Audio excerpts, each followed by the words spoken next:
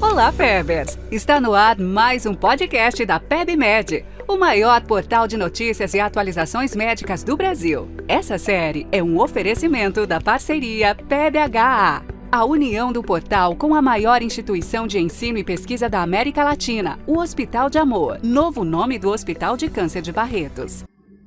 Olá, Pebers, sejam todos bem-vindos a mais um podcast da PebMed em parceria com a HA, a união entre o maior portal de notícias e atualizações médicas do Brasil e a maior instituição de ensino e pesquisa da América Latina, o Hospital de Amor Barretos. Eu sou Marcelo Gobo, médico de família e comunidade, editor médico do portal e curador da parceria. E hoje nós vamos conversar aqui sobre um estudo publicado na divisão de endocrinologia do Lancet no último dia 2 de setembro. Neste artigo, os pesquisadores avaliam uma coorte realizada na Holanda, entendendo como a população transgênero do país se comportou em relação a desfechos duros de saúde desde 1972 até 2018. Esse é um dos maiores estudos de população transgênero que foi publicado e que avaliou a mortalidade entre pessoas que são transgênero, que estavam em terapia hormonal e que não tinham utilizado bloqueadores hormonais durante a infância e adolescência. Os resultados desse estudo são surpreendentes e reforçam a necessidade de cuidado em saúde dessa população com um perfil de vulnerabilidade interessante. O que os pesquisadores avaliaram foi que a mortalidade entre mulheres transgênero foi 1,8 vezes maior do que em comparação com os homens cis. Já quando comparados mulheres trans com mulheres cisgênero, a mortalidade foi 2,8 vezes maior, e em comparação em relação à população em geral. O que a gente percebe também nos resultados desse estudo é que nas primeiras décadas da coorte, ou seja, por volta lá de 1972, quando o estudo começou, essa mortalidade era maior, essa diferença entre grupos era maior. O que a gente consegue identificar é que a maior causa de mortalidade foi cardiovascular, especialmente na população que estava sendo hormonizada, passando pelo processo de hormonização feminilizante. Outras causas de mortalidade foi em relação às complicações de infecção pelo HIV e suicídio, como um item de muita relevância. É importante falar que nessa população, lá do início do estudo, a taxa de mortalidade em decorrência de complicações do HIV foi muito maior, sendo até 46 vezes maior do que em relação à população em geral. O que os pesquisadores discutem quando vão avaliar os resultados desse estudo envolve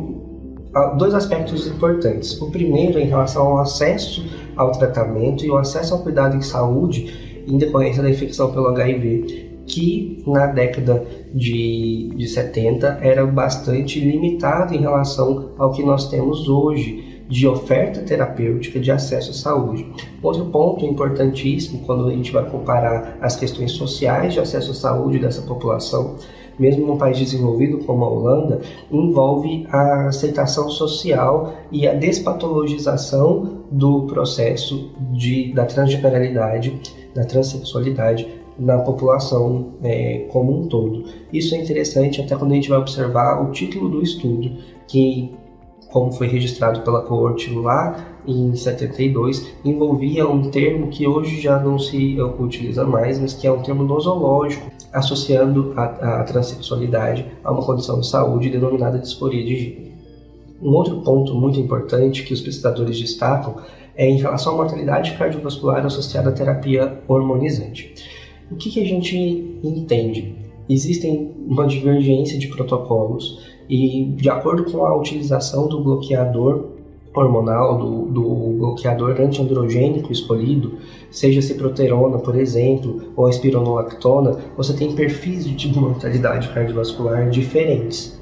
Então, em populações como a europeia, que de modo geral usa ciproterona como bloqueador, quando comparados com a população americana, que de modo geral utilizam espironolactona em associação com o estrogênio, você tem perfis de mortalidade e de segurança em relação à terapia hormonal de modo distinto, e isso gera desfechos de mortalidade cardiovascular também distintos. Ou seja, isso é um ponto de divergência na literatura no momento, em que a gente consegue entender que a terapia hormonizante ela é segura, a mortalidade ela é maior em comparação à população em geral, mas ela também é maior em diversas outras causas. Ou seja, a mortalidade geral é maior na população trans, independente da causa, estando associada ou não à utilização da terapia hormonal. O ponto central aqui, que envolve também uma dinâmica cultural, social muito importante, é a aceitação do indivíduo na sociedade, a inclusão dele para o acesso à saúde e, como consequência disso, uma maior entrega de acesso à saúde para se cuidar de outras demandas, de outros aspectos da saúde, inclusive a prevenção do adoecimento cardiovascular nessa população, que é maior do que na população em geral, tanto em comparação com grupos de homens cis quanto de mulheres cisgênero. Outro ponto interessante é que quando a gente vai entender dentro da população transgênero a comparação entre o subgrupo de mulheres trans e de homens trans, a gente percebe que os homens trans que sofrem terapia hormonizante, que passam pelo processo, eles têm uma mortalidade inferior às mulheres trans que passam pelo mesmo processo. E uma das hipóteses que os pesquisadores levantam para isso é a utilização da testosterona na população cis há mais tempo do que os bloqueadores androgênicos na população cis. Ou seja, a gente tem mais resultados robustos de literatura da segurança e eficácia de como utilizar essas drogas nas suas diversas apresentações, seja testosterona na forma de gel ou na forma injetável, a dose de segurança e a modalidade de apresentação com maior eficácia para a população. Isso é um dado que reforça a necessidade de estudos em relação à terapia hormonizante para a população trans, de modo a assegurar a eficiência dessa modalidade terapêutica e garantir melhores resultados. Esse estudo envolveu quase 3 mil indivíduos, é um estudo bastante grande e robusto e que está disponível no periódico Lancet e que reforça a nossa necessidade de criar não só estratégias que sejam mais eficientes para trazer os indivíduos nessa condição em um maior acesso à saúde, ou seja, que a população trans possa ser incluída dentro do serviço de saúde com mais cuidado, além de se observar outras demandas importantes que não só envolvam a presença de vulnerabilidade para ISTs, as questões envolvendo saúde mental, ainda mais no mês de setembro, em que a gente fala sobre risco aumentado de suicídio. A população transgênero tem uma mortalidade maior em relação ao suicídio, como esse mesmo estudo aponta, e que não só isso acontece em decorrência das questões sociais, das questões de estigmatização e dificuldade de acesso, mas também por conta de outras questões de vulnerabilidade que envolvem a questão social, de acesso a emprego, de acesso a moradia de qualidade, de uso nocivo de substâncias, que acometem essa população pela questão de marginalização do indivíduo e dificuldade de inserção na sociedade e de valorização e aceitação dessa pessoa.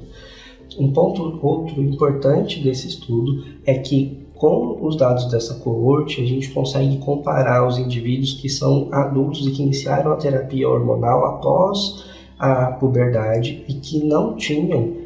passado por bloqueio hormonal. Então a gente tem uma subpopulação a ser estudada e com grandes dados para contribuir conosco no entendimento de qual a melhor modalidade, qual a maneira mais fisiológica de realizar a transição o processo de intervenção, quando a gente vai comparar os indivíduos que passaram por esse processo de bloqueio hormonal durante o início da adolescência, antes da puberdade, antes do início do desenvolvimento dos caracteres sexuais secundários, e com isso a gente ter uma maior noção de como conduzir o processo. É importante a gente lembrar que as demandas de saúde dessa população precisam ser valorizadas, que o profissional de saúde precisa estar atento a isso, independente da especialidade, independente da área de atuação. O manejo dos indivíduos que passam pela terapia de hormonização ou que não tiveram ainda acesso precisa ser visto pelo profissional e, inclusive, um diálogo iniciado para que possa ser feito o acolhimento e a utilização adequada supervisionada desse tipo de intervenção, que melhora sim a qualidade de vida do indivíduo, que está relacionado a um melhor desfecho em relação à utilização do serviço de saúde e a aceitação e inclusão desse usuário dentro daquilo que a carteira de serviços que a gente pode ofertar, não só aqui no Brasil pelo Sistema Único de Saúde, mas também ao redor do mundo, nos outros países que utilizam acesso universal à saúde, como o caso da Holanda. E você, já teve alguma dificuldade no cuidado da população transgênero? Teve alguma dúvida na hora de fazer o manejo? Já pensou ou já teve dificuldade de adequar a sua maneira de atuação para poder incluir populações vulneráveis ou incluir os indivíduos com maior dificuldade de acesso? Deixa aqui nos comentários para a gente, aproveita também para se inscrever nos nossos canais, consultar no nosso aplicativo de tomada de decisão clínica, o Notebook Clinical Decision, as ferramentas para você conduzir o cuidado e acesso à saúde da população LGBTQIA+. Esse é o nosso episódio de hoje, a gente se vê no nosso próximo encontro. Você ouviu a mais um podcast do portal da PEB, feito pela maior instituição de ensino e pesquisa da América Latina, o Hospital de Amor. Mais informações e atualizações em saúde você encontra em nosso portal. Acesse pebmed.com.br. Seja parte dessa comunidade, se inscreva em nosso canal, curta, compartilhe e ative as notificações para não perder nenhum conteúdo. Faça você também ciência com qualidade, permitindo que mais conteúdos como esse sejam produzidos através da sua doação em hospitaldeamor.com.br/doe. O seu clique transforma tudo.